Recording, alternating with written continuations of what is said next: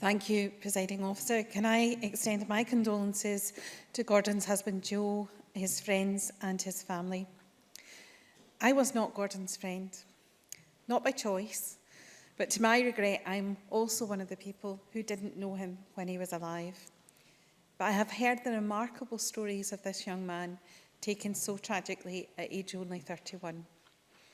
As Gordon's body failed him and his disease progressed, he never failed in his determination to leave a legacy that would improve the lives of other MND sufferers.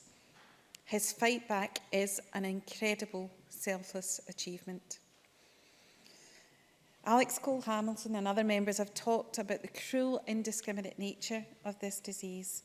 And Marie Todd mentioned Joost van der Westhuizen, who died so suddenly. And this does raise awareness of MND, and it's important that we do. And I know that that was one of Gordon's wishes, that people would understand this disease better. It can strike anyone. 6 people a day in the UK are diagnosed with motor neuron disease. In the rest of the world, the rates of motor neuron disease aren't readily understood. If we struggle here to cope with the rapidity of this disease and coping with caring for people, imagine how it must be for people in third world countries who are diagnosed. And that understanding and the lack of palliative care should concern us all. Of course, there are remarkable people like Stephen Hawking, who has not had a journey that's representative of people with motor neuron disease, and who is a hero to many of us.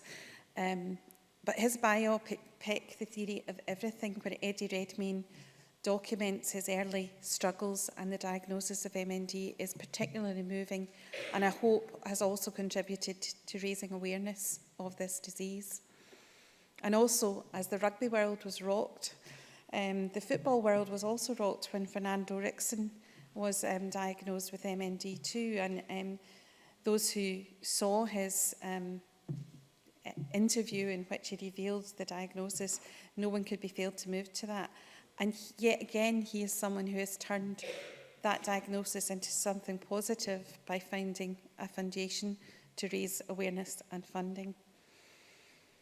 Another motor neuron disease sufferer, Ewan MacDonald, has turned his time with his sister Kiri to Ewan's Guide, a guide that would address some of the issues that I know were important to Gordon in terms of living with disability.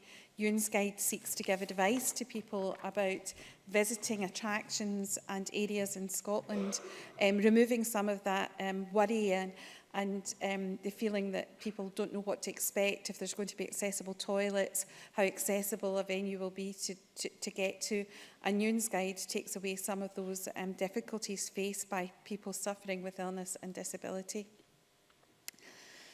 And we all took part in the Ice Bucket Challenge and lived to regret it, but nonetheless raised lots of money, which is commendable. And I would like to also draw attention to the work of Christina McKelvey in this area, my friend and colleague, who I sponsored to do a fire walk a few years ago to raise money for motor neuron disease. And I'm sure there are many more in the chamber who would like to have held Christina's feet to the fire than me. Indeed, I suspect Gordon might have been one of them. I don't have anyone close to me who has suffered from MND, but my sister suffers from multiple sclerosis. Eileen is 10 years older than me. She still works as a GP. And I would like to thank Kezia for her point that the superheroes aren't those who are climbing Kilimanjaro. They are those who cope and accept every day the diseases that life has thrown at them. That's why I'm particularly pleased about the M&D funding, the additional PhDs that will work, because the diseases are so linked with motor neuron disease and multiple sclerosis. And I am very grateful for the government for the funding of the PhDs at Aberdeen, Dundee, Glasgow and St Andrews, and also the dedicated funding at the University of the West of Scotland, which I'm sure will show Scotland leading the way in finding a cure for this disease. Presiding Officer, I was not Gordon's friend, but Gordon is my friend. He is a friend to everyone who has been touched by MND, by MS, by other neurological conditions, that his work will have worked towards finding a cure. What a wonderful legacy to have left to Scotland.